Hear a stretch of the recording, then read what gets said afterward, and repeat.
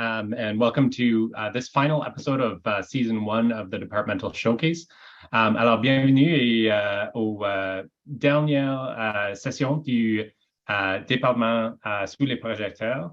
Today we'll be focusing on Shared Services Canada.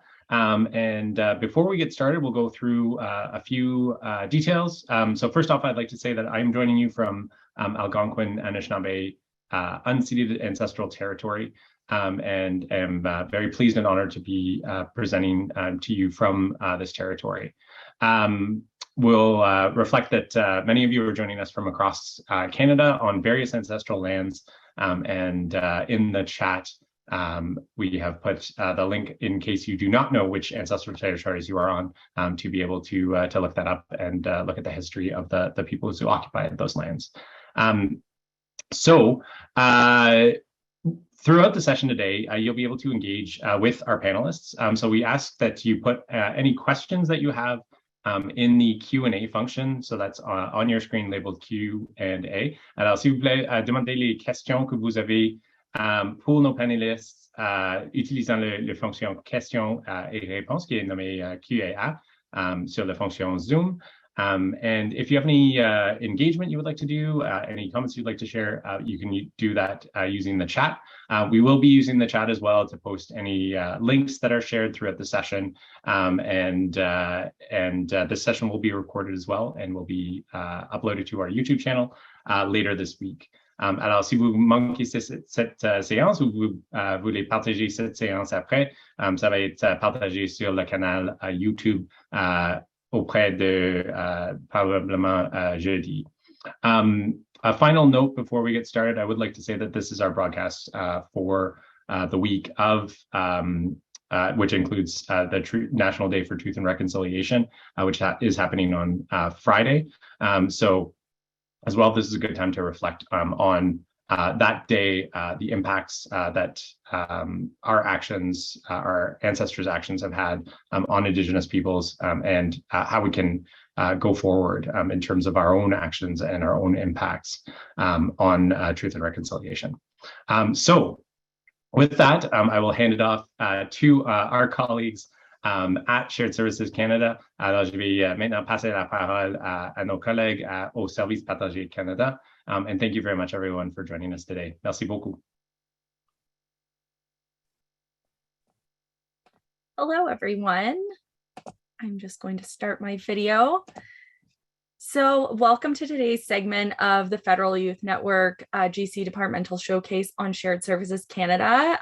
Thank you, Josh, for introducing us. Bonjour, bienvenue à la séance. We have a packed agenda today, so we'll be going through a variety of topics in order to give you a look at life at SSC. So, au fur et à mesure que la progression de la séance d'aujourd'hui, veuillez partager vos questions en utilisant le bouton questions et réponses dans la langue de votre choix. As we move through today's session, please share your comments in the chat space and questions by using the Q&A button in the language of your choice. We'll be answering questions from the audience at the end of today's session. All right, so we'll get started. So my name is Amy Lee, and I am an administrative assistant in one of our assistant deputy minister's offices at SSC, and I'm also the Agora Student Hub coordinator at SSC. I will also be your moderator for today. And just before we get started, a little bit about myself. I was a student at U Ottawa and graduated last year with a Bachelor of Arts in Communications. And I was also a student at SSC for about a year before I was bridged in. So I've been at SSC for about 2 years now. And lastly, I'm also a member of the SSC Women's Network, which we'll be talking a little bit more about our networks and what SSC is all about shortly. So enough about me. Before I tell you about SSC, I want to hear from all of you on what you think we do and who we are. Sometimes people don't know what SSC is, as it is one of the more recent departments. So in a second, a poll will pop up and you will have the opportunity to answer what you think SSC does. So the question is, what do you think Shared Services Canada is responsible for? À votre avis, de quoi Service partagé Canada est-il responsable? So your options are point of access to a wide range of government services and benefits, modern, secure, and reliable IT services, administrating tax laws for the GOC and most provinces and territories, cultural and civic and economic life of Canadians. So just to repeat in French, while you have a chance to answer, point d'accès d'un large éventail de services et d'avantages gouvernementaux, des services informatiques modernes, sûrs et fiables, administrer les lois fiscales pour le GDC et pour la plupart des provinces et territoires, la vie culturelle, civique et économique des Canadiens. So we'll give everyone just a second longer to choose. Definitely a hard question. All right, so it seems we have a few answers, lots of different answers here, which is great. So thank you to everyone who participated. Shared Services Canada is actually responsible for a variety of things, but in this case, the correct answer is B, modern, secure, and reliable IT services. So congratulations to all of you who knew that, and for all of you who didn't, I hope this is a really good opportunity for you to learn a little more about SSC. So moving forward, in 2011, Shared Services Canada was created in order to transform the government's work in managing and securing its information technology structure. We deliver digital programs and services in order to improve the lives of Canadians. Nous travaillons en étroite collaboration avec les principales parties prenantes du secteur public afin de mettre en œuvre des approches à l'échelle de l'entreprise pour la gestion de services d'infrastructure informatique et employer les processus de gestion de l'entreprise efficaces. Nous faisons tout cela tout en mettant de solides relations avec les clients et en assurant la gestion des services, ce qui est essentiel à la réussite de l'exécution du mandat du SPC. In addition to our mandate, we also have a vision of powering world-class technology for government, a mission to work with partners to provide secure and reliable networks, modern tools, and client-centric digital services for Canadians. And we value excellence, relationships built of inclusion, trust and respect, and integrity and accountability. Enfin, nos trois principes priorités sont le réseau et la sécurité, les outils de collaboration et la modernisation des applications. As you can see here, we have quite a large department with 14 branches, all varying in responsibilities and roles. Our department is led by our president, Sunny Perron, and executive vice president, Scott Jones. There's something for everyone at SSC, and SSC is also home to over 7,000 employees across Canada. So that's quite impressive. We have employees from coast to coast. Chaque succursale est responsable de manière ou d'une autre de répondre aux attentes de notre mandat. And like I mentioned about the networks at SSC, we value community. So we are very grateful to have a number of networks and programs that represent inclusion and diversity. And these are just some of the ways that we connect with each other throughout the department. So as you can see, there's really something for everyone, and it's a great way to get to know others. All right, maintenant que vous en savez un peu plus sur qui nous sommes, j'ai le plaisir de vous présenter certains de nôtres.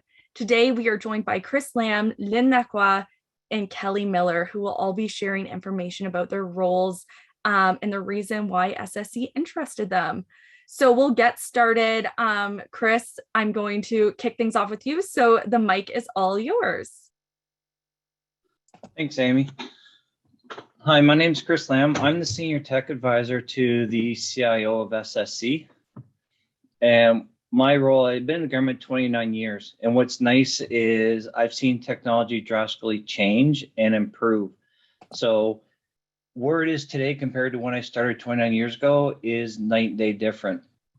I get the ability to think outside the box, look at where technology is and what it can do to improve our user experience. I'm going to show you a couple projects I'm working on now just to show you where we're going. So I'll just share my screen here.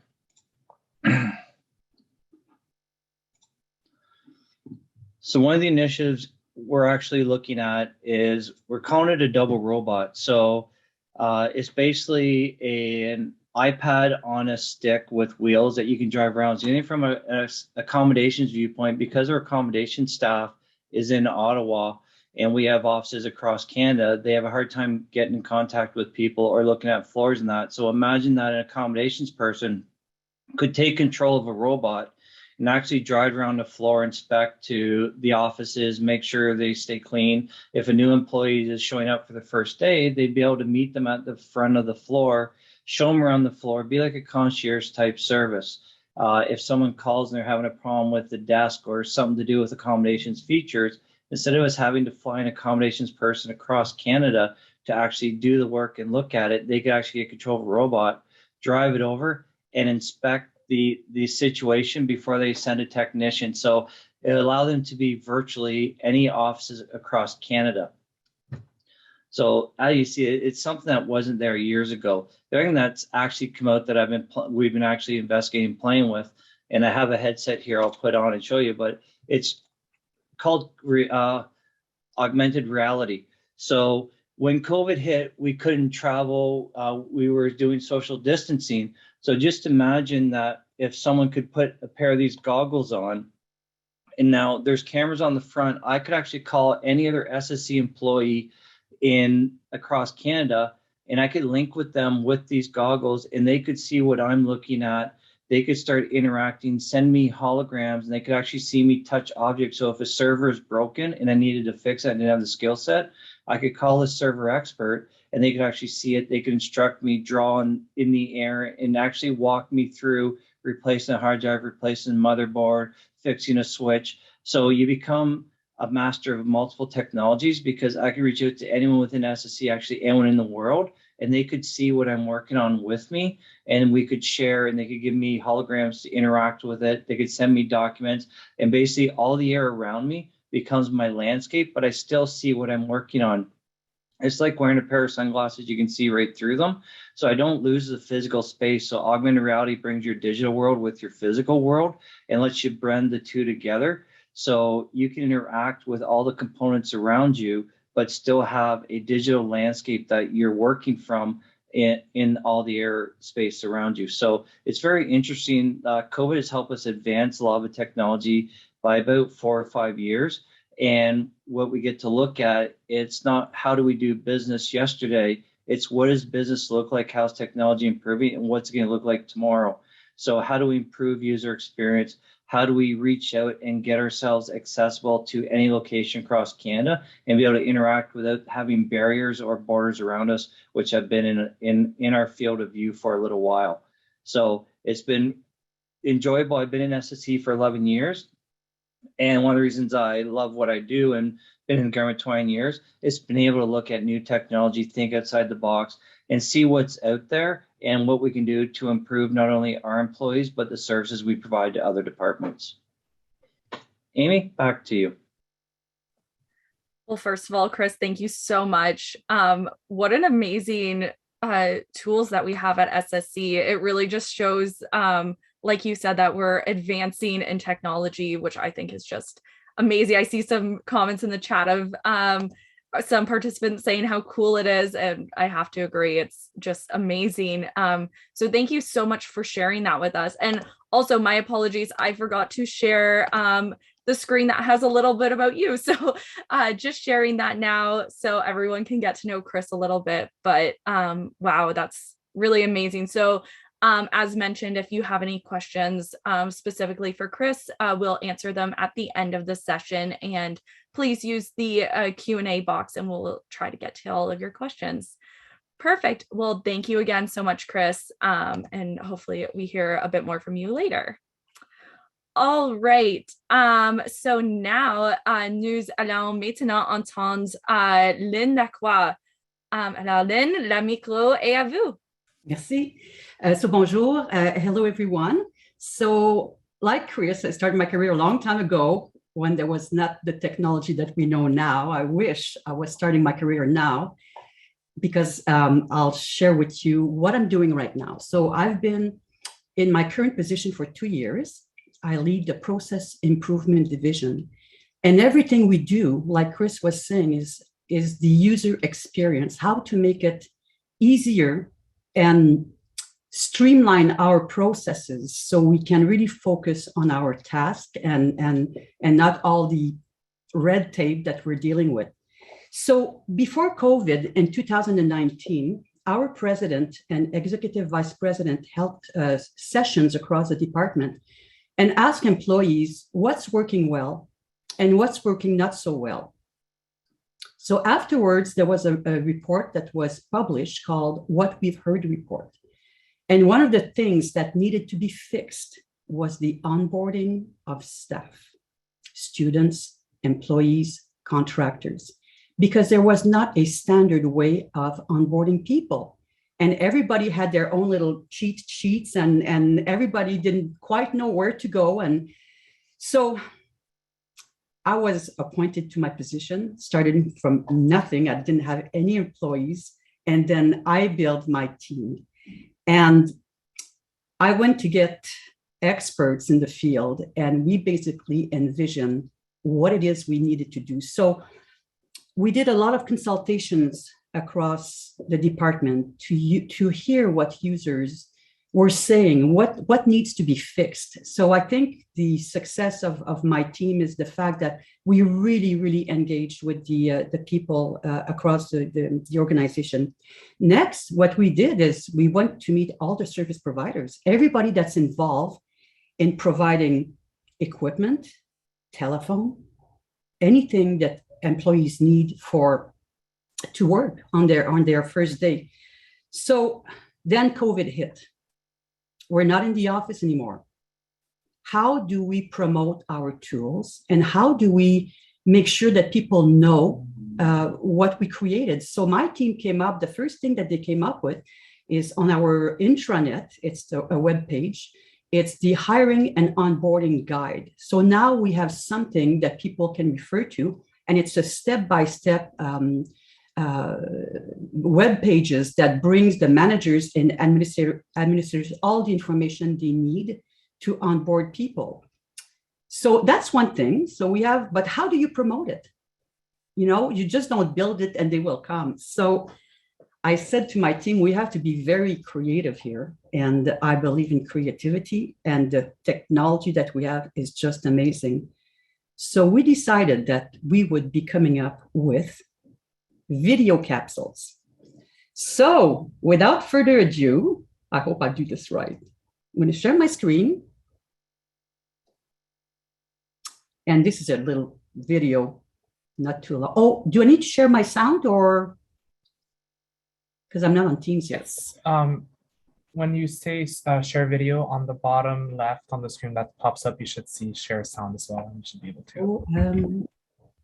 So share screen, and then what else did you say? La fenêtre qui va ouvrir, ça va montrer share sound as well, and you should be able to click that as well. Oh yes, right here. It's the first time I use Zoom, so it's kind of new to me. Okay, so here, let's try it.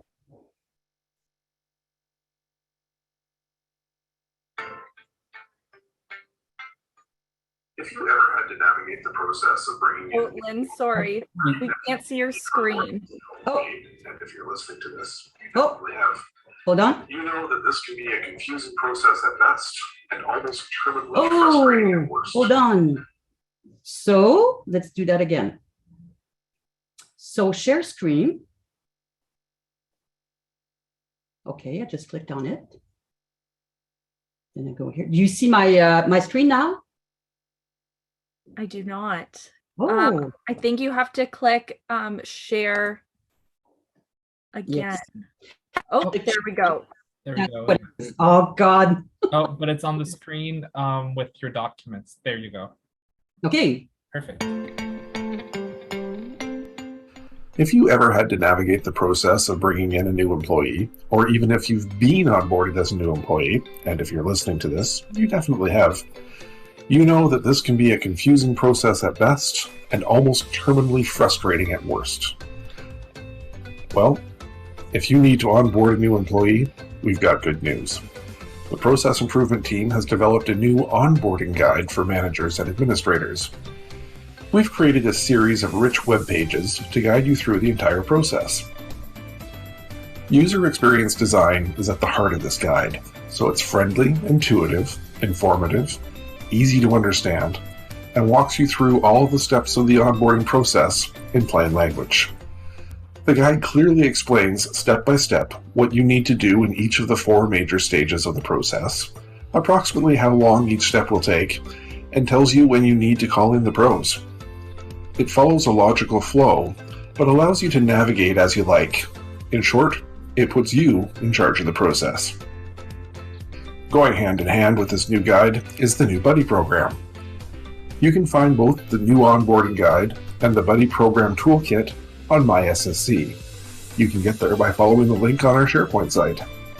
And hey, if you have a story to share about how you are improving your processes, drop us a line. We'd love to hear it.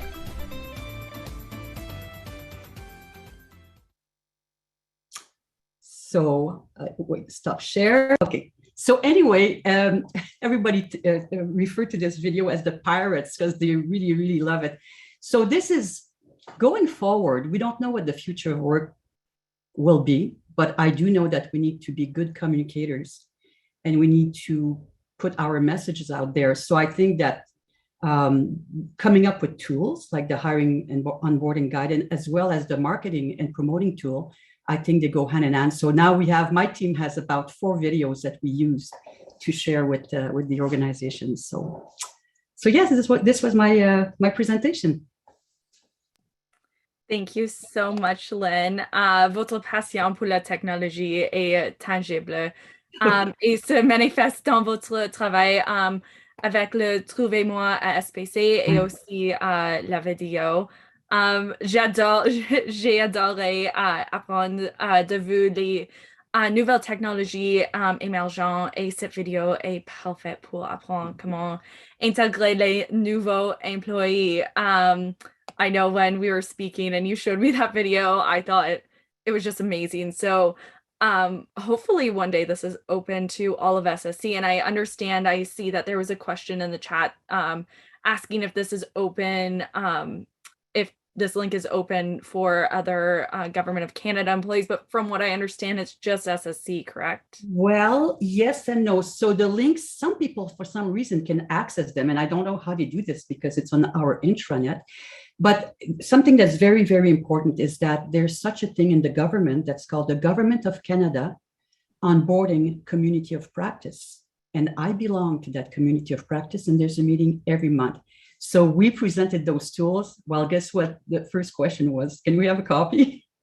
So of course, I'm all about sharing. Why reinvent the wheel? We all work for one organization. So yeah, we do share a lot of our best practices. Amazing. Thank you so much, Lynn. Honestly, I know that I've used the onboarding tools just to find different forms for myself. It's super, super awesome to use and makes things so much easier. So merci encore. Encore une fois, si vous avez des questions spécifiques pour Lynn, nous y répondons à la fin de la session. All right, so last but certainly not least, we have Kelly Miller. So Kelly, I will pass it over to you. Thank you. So hi everyone, my name is Kelly and I'm a senior project officer at Shared Services. I work on the collaboration solutions team, which is within the digital workplace division or digital workplace experience division. I've worked with SSC also for about 3 years now, and this team is actually my first job in the public service. So just for a little bit of background, I went to Carleton University and I graduated with a double major in journalism and in communications in 2020. I was hired at SSC in my final year of university through FSWEP, and then I got bridged in right after graduation, which was awesome because that was right when COVID was starting. And before that, I was working in restaurants. So the timing really worked out in my favor. So just to tell you a little bit about my team and what we're all about, the Collaboration Solutions team, we're more commonly known as the Microsoft 365 team at SSC. So we were responsible for the initial rollout of the M365 suite to the entire department a couple years ago. And that includes apps like Teams and OneDrive and SharePoint, Planner, Whiteboard, and there's a bunch more. And then also it was about managing the transition from the regular Microsoft apps like Word and Excel and PowerPoint, from being solely on the desktop to working and collaborating in the cloud, which was all new for a lot of us in the government. So now, because we've already rolled out the suite, our team is responsible for managing the M365 environment at SSC. We manage new releases of applications or new features that come out, and we provide user support for the apps. And then we also coordinate all the training and the learning for the entire suite. So just to explain a bit of where I fit into the team, it's kind of grown a lot since I was hired. But SSC is, of course, as you know now, an IT-focused department. And the whole reason I was actually hired on my team as a student is because they had so many really smart, like techie people, and the whole team was basically like CSs or ITs. And my boss said he really, really needed someone who could write and who could kind of translate all that tech talk into like plain language that's kind of easy for anyone to consume and understand. So that was really my job for the first little while of me being a student. I would make presentations, I would draft communiques, I would write user guides, stuff like that. Over the past couple years, my role has really grown into kind of a lot of different things. So my primary focus is on communications, change management, and your adoption of the M365 tools. So it's really not just about like releasing apps and then having a few user guides and that's it. We're really trying to like convince people why they want to use the apps, how these tools can help them work better, more collaboratively, and also raise awareness, I guess, of all the cool things that are actually available at SSC. So I'm primarily responsible for coordinating all communications that are related to M365. So if there's like a mandatory update or a new release or new features, it's my job to coordinate the messaging so that the whole organization knows what they need to know. In relation to that, I'm also the managing editor of our team's internal facing intranet website, which we call 365 Central. And I'm actually going to share my screen. I have a few slides just to give you guys some visuals. I'm also going to stop sharing my camera because my Wi-Fi is not the best. Give me one sec. Let's see if I can figure it out. There we go. Okay, can you see my screen? Yes, we can. Perfect. Okay, so here we go. So this is 365 Central. On here we have announcements and user guides, training, learning resources, FAQs. We have like best practice guides. So it's basically meant to be the organization's like one-stop shop for all things M365. That's what we like to call it. So I draft and design the web pages. I edit content. I manage approvals and translations, and then I also coordinate any promotion of this material across the organization as well. Another initiative that I lead is our M365 Champions program, or our network. So the purpose of the group was to encourage adoption of M365 across the org by recruiting advocates who would basically just help us spread the word. And we were using a totally grassroots approach, like very organic, very word of mouth. And we started this, I think it was summer 2020. And right now the network has over 400 members in our distribution list and in the team. We host monthly M365 focused meetings. We usually get around 100 to 150 participants in the meetings. We demo the apps, we give people tips and tricks, we showcase M365 related projects. So the type of thing that like Lynn or Chris will be working on, if it has anything to do with M365, we want them to know about it. And then we also give the group like sneak peeks on what's coming up. So hosting this network has been really awesome for me personally, because we've kind of built our own little like community of people, I guess, who are really eager to learn about M365. And then in turn, they help us communicate messages out to their colleagues and basically just encourage everybody to get on board. And so for me personally, it's been great because I've really gotten to know people at SSC, and I've kind of gotten to network a little bit, which can be really hard, especially working virtually and also being kind of new and young in an organization. So that's been a really big piece of my work. And then lastly, one more initiative that I'm coordinating for our team is the M365 training program, which we've called the Learning Journeys. So my team and I designed this entire structure, and we coordinated all the courses with our trainer and her team. And we manage registrations, attendance, evaluations, all that good stuff. And yeah, it's basically just like an easy way for people to learn about the apps, what's available, and how they can use them in their day-to-day. So all the work that I do surrounding learning and adoption and change management, it's all focused on this concept that we called the new ways of working. So we categorized it into 4 pillars, which are connect and communicate, effective meetings, working smarter with documents, and work from anywhere. And basically the idea is that we're trying to show people how these tools can transform the way they work personally, but also how the organization functions as a whole and how we all work together in a digital environment. So this is a really great initiative for me to be part of, especially since I'm still relatively new to the workforce coming out of university. And all across SSC, I'm just seeing this like interest and desire to kind of improve and modernize and be a good pathfinder. So kind of paving the way for the rest of the government in a sense. And our team is really fun, and we get to be creative and we get to think outside the box a little bit. So we try to come up with ideas like this for campaigns and events and programs that are really engaging and fun, because we're just trying to catch people's attention and get them interested. And I think that the government kind of tends to get like a bad rep for people who aren't in it. People think that it's kind of old-fashioned and slow and like policy heavy. But in my experience at SSC, there's just so many opportunities for people, especially young people, to come in with a fresh perspective and really help improve the way like we work in the government. And I also feel really lucky in my position because even fresh out of school, I felt like my experience and my opinions were really valued and listened to, because they really do want those fresh ideas on how things could be improved or how things could be different. So I know sometimes being like a student on a new team or being one of the youngest people in like a working environment, it can feel kind of intimidating. So I just feel lucky, I guess, that I found a place where I kind of feel listened to and valued. And then, of course, working with people like Lynn and Chris and finding mentors who are as cool as they are, that also really helps. So yeah, that's all I had to share today. I guess I'll pass it back to you, Amy.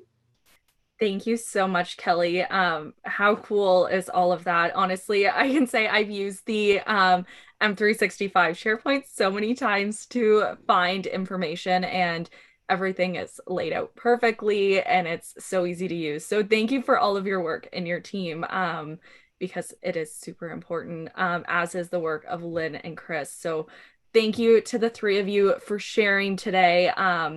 It's what a great opportunity to learn more about SSC. Even from my own perspective, as someone who has been here for 2 years, I feel like every time I talk to any of you or anyone else at SSC, I learned so much. So hopefully everyone who is here today in the audience also learned a lot from this presentation.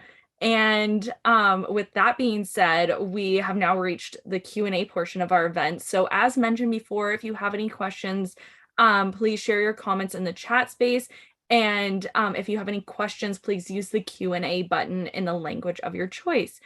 So just to repeat in French, si vous avez des questions, veuillez partager vos commentaires dans l'espace de discussion et vos questions utilisant le bouton Q et L dans la langue de votre choix. So I actually see we have a few questions already, which is amazing. So you know what, we'll just get right into it, so we have enough time.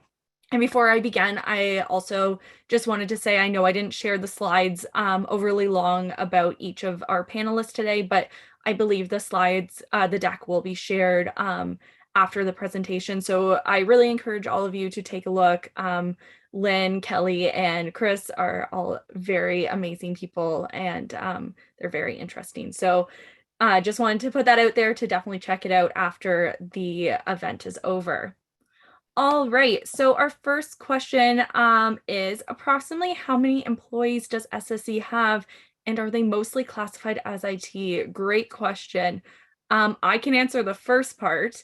We have about 7,000 employees across Canada. However, in terms of the classifications, I don't know if Lynn, Chris, or Kelly, you might have a better answer than I do, because I'm not. Actually, Amy, our employee count's up a little higher. We're closer to 10,000 across Canada. Oh, wow. So Perfect. majority of them are IT based, but there is some other, because we have the administrations and the comms and other groups that comment the IT, there is a subset of other classifications within SSC, but yeah, the majority of them would be the IT. I'd like to add to this. My team are not technical. I have change management specialists, project managers. I have business process reengineering. So my team is very much focused on processes, because if some of the processes that we're trying to fix, there's a solution that could automate the process, then I turn it over to the groups that can automate this. So it's varied as far as skill sets. Awesome. Thank you so much, Lynn and Chris. That's awesome to hear. I know for myself, I'm an AS, and most of the people in my team working in the ADMO are ASs as well. So definitely a huge range of classifications, but as Chris and Lynn both said, IT is definitely one of the main ones. So please, if you're not in IT, don't feel discouraged to apply to SSC, because like we said at the beginning, there is something for everyone. Awesome. So second question, are there any jobs that do not require a specific degree? I don't know if anyone from experience wants to speak on that. I feel like you said, Amy, like, for example, an AS position, it's kind of broad. Like, I came into an IT department with a journalism degree. So, like, you know, I think that in a department like SSC, there's a lot of different areas that you can apply, like any skills that you got from university. I don't know, Chris, I know I kind of cut you off. I don't know if you had something to add. No, that was it. I know some of the positions they ask for post-secondary. It depends on each job and how it's posted, the type of education that's required for them. And for me, I go for background. I go for experience. What have you done? I'm more focused on the soft skills, because that's what I need. I'm very technical from a career perspective, but I've noticed throughout my career that a lot of IT people, like Kelly was saying, they have a hard time speaking the language of business. So we need people that are good at interacting with people and that can translate the I call it the geek talk. Although I love the geek talk, but I look for soft skills. Yeah. I think that's a really great point, Lynn. I think, just in terms of specific degrees, like you said, it really is your background and your soft skills. But what a cool thing to think about, that each team, regardless of if it's IT or communications, there is so much collaboration that I noticed that happens at SSC. So anyone who's in tech sometimes need people who can write and express that information in plain language, but also, especially for me coming from a communications background, I need that tech information to write the communication. So it's a really awesome thing to think about. And there's lots of collaboration, but thank you for answering that question. All right, our next question, and it looks like this one is specifically for Chris. Are the robotic tools mentioned used only at SSC? Are they being used at other departments? Some other departments are starting to look at the robotic tools. I know PSPC had the double robot, the one that I showed. PSPC has one that they're testing, and I believe CBSA has about 4 or 5. It's new technology, so we're looking at it from an SSC view on how we safely and securely connect it to the network, and how does it function, not just from a technology side, but from an ease of use side. So does it meet, like for us, our accommodations requirements? Is it easy to use? Does it meet the niche requirements of what the purpose is? But there is a few departments looking at them, and I believe Translation Bureau has a number of them that they use when they interact with people for translation services. So yeah, there is some out there in some departments. Perfect. Thanks so much, Chris. Lynn or Kelly, I don't know if you wanted to add anything. I know that question was more specifically for Chris, but I think it's the future. That's where we're headed. absolutely. Yeah, it's very cool to see all of the new technologies that are not just at SSC, but other departments. Great. Thank you. All right. This question is for Kelly. Can anyone join the M365 network? So our network is closed to SSC, but it is recommended by Microsoft at all organizations to have some kind of like Champions Network or community of practice for M365. And what there is that I can share, actually, I'll just find the link and add it to the chat. There is a community of practice that's government-wide for M365. It's ran out of SSC. It's not ran out of our team. It's kind of like the team that works externally with other departments. But yeah, it's called the M365 Community of Practice. So what I'm going to do is find the link and I'll put it in the chat because it's very similar to kind of what we do. Awesome. Thank you so much, Kelly. And I have to say too, if you have the opportunity to take any courses for M365, 100% do it. They are so worth it. And I feel like a lot of the time, I know when I started, I was like, oh, I know how to use Word, or I know how to use PowerPoint or Excel. I didn't. I realized there was a lot of things I didn't know. So highly recommend it if you can join. Great. Okay, we have a question from Grant. Technology is clearly the focus of this department. What opportunities are there for those of us who do not have a computer technology or communications background at SSC? I'll leave that open for anyone. I think we all the three of us mentioned that we have people working in our teams that have different backgrounds that are not technology. You know, we need people that have really good skills in communications or change management. This is key. Mm-hmm. Kelly?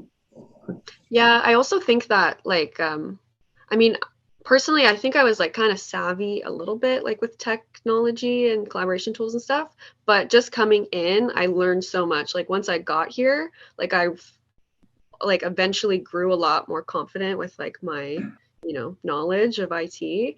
I don't know if I'm like quite at Chris's level yet. Like, I don't know if I could build a robot, but like I'm getting there. So I think like coming in and just like as a student or as a younger person on the team, like you really do have that opportunity to learn and grow. And yeah, no matter what your background is. So. Well, in SSC, there's sort of two hats. So we have real strong technical people that take care of the services for all the government. So the network, the infrastructure, the data centers, the servers for all government departments across Canada. For us, Lynn, Kelly, and I, we support SSC as a department. So the 10,000 users, we take care of them and we improve their service. So they can go and a bunch of those groups can go out and serve all of government. So you think about the network across Canada, we have a team, they're about 2,000 people, very technical, take care of the Wi-Fi, the network, the switches, the firewalls. They're very technical. So when you're on the enterprise side of SSC, they are a very technical oriented shop because they have to provide the services. When you're internal to SSC as a department, there's a little bit positions that are less technical because we get into like the processes. Lynn's working on what's the onboarding, what's the offboarding, what's the right comms to get the information to those users. So it depends on what side of the SSC umbrella you're really looking at coming into. Awesome. I think that's a really great explanation from all of you. Yeah, you're right. There is so many different options for people at SSC. I know it does come across very techy to a lot of people. But for example, my part-time job when I was a student was actually working with the Women's Network. Totally not techy at all. I am very far from Chris's expertise. So There totally is. There's something for everyone. It's yeah, like Chris said, there's kind of two parts to it. So definitely, if you're wanting to come to SSC, definitely keep that in mind. Awesome. And this question is a good follow-up question because I heard Lynn or Kelly mention this term. What is change management? It's a change of culture. It's I think one of the most difficult things when you're trying to fix something. People that are doing the work say, well, it worked like that for the past 5 years. Why do I have to change it? So change management is about culture change, and it's about helping the organization and people to, change their mind shift and demonstrate how sometimes automation can improve their work, and they can focus on more important things as opposed to repetitive tasks that are not required. I'm thinking, data entry. Who wants to do data entry? I mean, why don't we build interfaces between systems so the systems can share the data and the people don't have to do the data entry. They can really focus on very valuable work. So that's what change management is all about. You cannot introduce new processes without change management. It's cultural. Yeah, I think also like change management for us is fun because we get to like introduce these really cool technologies and like exciting things. But just like overall in general, people don't really like change, and like there's lots of people that kind of resist it. Like Lynn said, like if you've been doing it forever, like it's working, why do I have to change? So change management is like finding strategies and different approaches to like, I guess, get people on board and like convince them that this is the way to go. So it's like not just communications and like letting them know there's a change, but like this is a good change. Let's do it. That's kind of. And there's a certification called, I can never remember how it's pronounced. It's ProSci. It's really fun. I took the course, and it's all about change management, and I recommend that people should, take the course because it's very interesting. Yeah, I'm gonna put it in the chat too because I took it and it is really, really helpful. Awesome. Love any courses. They are super helpful. So thank you both, Lynn and Kelly, for answering that. We have a few more questions here. So someone has said, I'm a graduating student who has federal government experience. Do you keep an inventory of bridgeable students? So when I want students, and I've got 3 working for me right now, I go to our HR division who are responsible to work with HR to tap into the FSWEP or co-op programs. And for instance, this week I reached out to them and I said, are there certain skill sets in the inventory? And I was sent some resumes. So how to get in the pools, I'm not too sure. Yeah, I know working with the Student Hub, we get this question quite often. I believe there is some sort of inventory. I'm not 100% familiar, so I don't want to give any false information. But I believe that HR has some sort of, I don't know if it's an inventory or they keep a list of names. I also know, just from my own experience, a lot of managers kind of know who their students are. I mean, that's helpful if you're already in the department that you want to be in, or if you're on a team that you want to stay on. But yeah, so unfortunately, I don't have an exact answer. We can definitely try to find that answer, but I believe we do keep some track of bridgeable students. Because there's always, every year, I know that HR puts some call outs to all universities. Yes. And people can apply to the programs, and that's how we get to see the list of people available. I imagine. Yeah. I don't know, Kelly or Chris, if you have any insight on that before we move on. No, go ahead, Kelly. I was going to say kind of the same thing as you, Amy. Like if you're already a student, it's really easy to get bridged in. If you have experience, like reaching out to an old manager or team and seeing if they have openings, stuff like that, I know has been successful for some people. Other than that, it's just going on GC jobs and applying for open pools. Chris?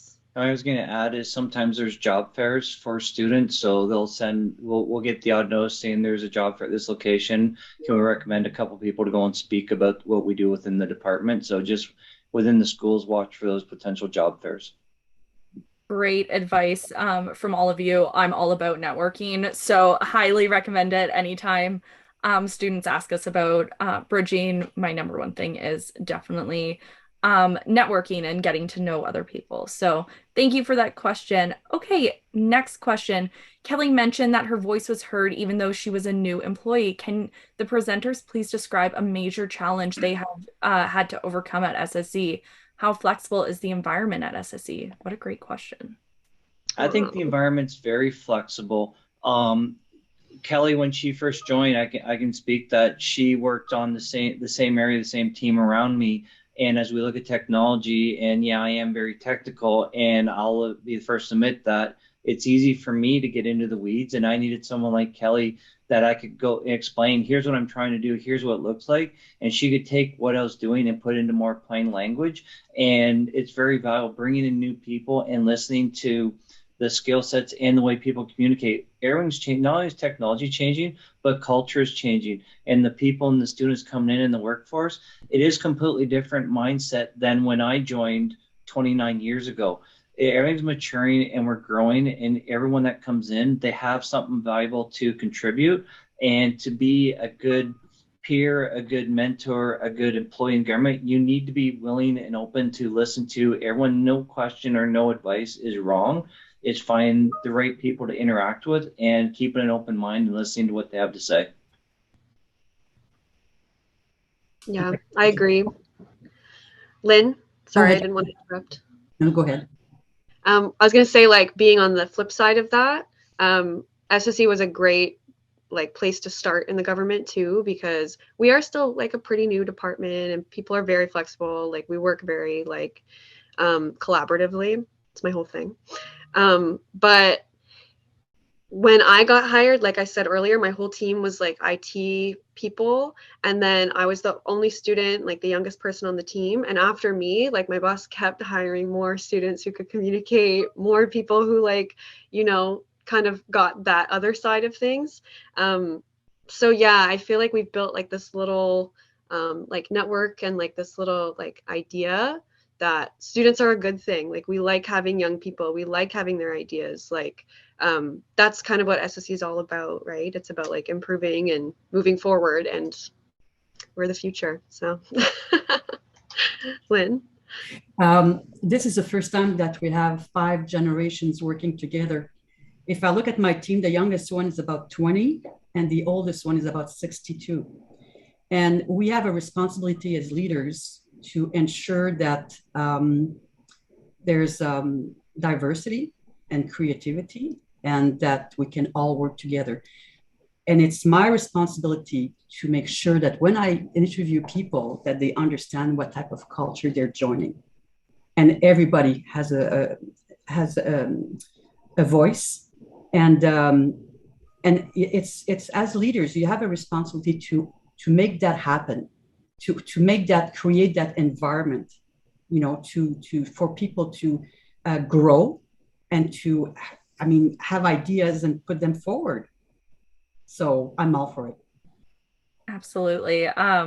Awesome answers from all of you. I think that was really helpful. I know for myself, I'll just kind of quickly explain a challenge, but it was a challenge, but I know it was a challenge for a lot of people. So when I first started at SSC, we were completely remote. So as a lot of departments still are.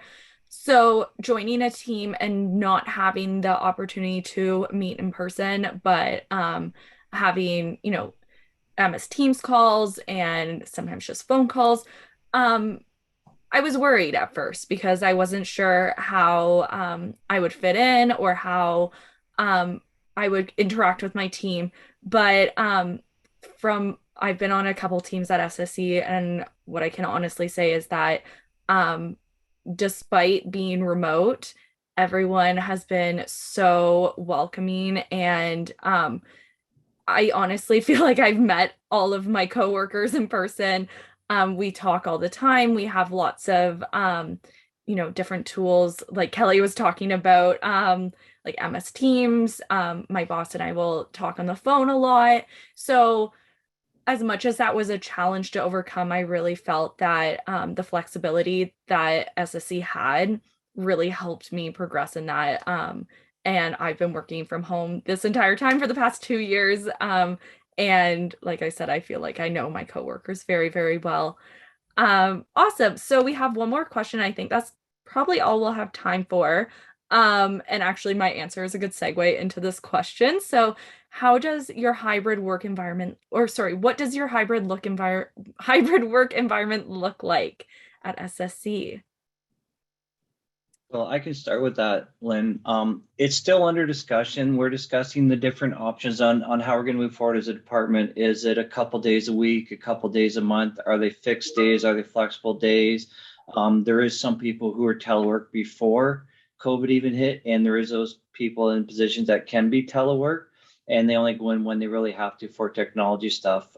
Someone like myself, because of technology and the stuff I play with, I'm basically telework now, and I go into the office when I need to work on technology or pieces that are required in the office. I have too many pieces around me. I got like 3-4 computers. I have my headset. So for me to actually be mobile and go in, I have to take like a suitcase of a bunch of technology to set myself up.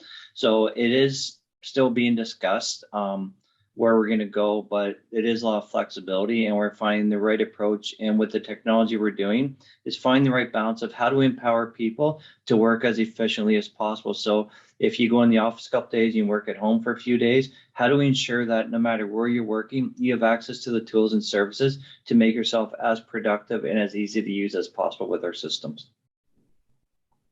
One thing that I'm really proud of is in a sense, being virtual has allowed us to hire from across the country. So I have people in Quebec City, I have people in Toronto, I have somebody moving to Nova Scotia next week. So distance is irrelevant. So I don't know what the future holds, but this is the new workplace, We'll never go back to what it was. And I'm really proud that, the regions are always saying, oh, it's always Ottawa that hires, public servants. Well, now we can say we're hiring across the country. We're creating employment in the regions. So that's another aspect we have to be very cognizant of. Absolutely. Kelly, did you have anything you wanted to add? No, I think they covered it pretty much. I think the only other thing that my team is considering is like the tools, kind of like what Chris was saying, like making sure that it's seamless no matter where you're working. So what we're going to be focusing on is like how we're collaborating in a remote and like in-person environment, making sure it's inclusive for everyone, whether you're at home or in the office. And yeah, just making sure that everything is kind of seamless and works together nicely no matter where you want to be. So yeah. Perfect. Thank you to our three panelists today, and thank you for everyone who submitted questions. It looks like we have about less than 2 minutes left, so we are going to close. I believe we answered all of our questions, so very happy that we were able to get to all of them. We would like to thank the Federal Youth Network for inviting us to share today. J'aimerais également remercier nos présenteurs Chris, Lynn et Kelly qui ont partagé leur histoire et leur expérience avec nous. Last but certainly not least, we would like to thank all of you for joining us today. So we hope that you enjoyed this presentation. I believe all of our LinkedIns are in the chat, so please feel free to connect with us and reach out if you have any questions. Merci à tous, and have a great rest of your day. I will pass it back to Josh to close us out. Excellent. Thanks so much. That was an excellent session. And I joined the public service back in 2009, and I remember in 2011 and 12, as SSC was getting set up, that a lot of things were uncertain. And I think a decade later, the department has become this leader in technology and a leader in innovation, and being a great place for young people to start their careers and for people to grow their careers over time. So I'm glad that you were able to showcase that today. Alors, merci beaucoup à vous tous. Like SSC, we work a lot in the open and try to get you the tools that you need where you want to have them. So all of our sessions from the Departmental Showcase are on our wiki page, which was linked earlier. You'll be able to access recordings, any presentations that were shared from the, I think, 13 sessions that were hosted over the last 4 months. So check those out. If there are any departments that interest you, check out those resources for sure. One final note to mention that this week, another learning opportunity for you is to check out the Canada School of Public Services webcast on marking the National Day of Truth and Reconciliation. I have put the link for that in the chat. So if you're interested in that, definitely a good experience to hear from people's own experiences and why this is an important occasion and why it became a national statutory holiday. But merci beaucoup à Service Partagé Canada. Thank you very much to SSC and our colleagues here for sharing, their experiences and their stories. Et puis, bonne journée à tous, and we will see you next time.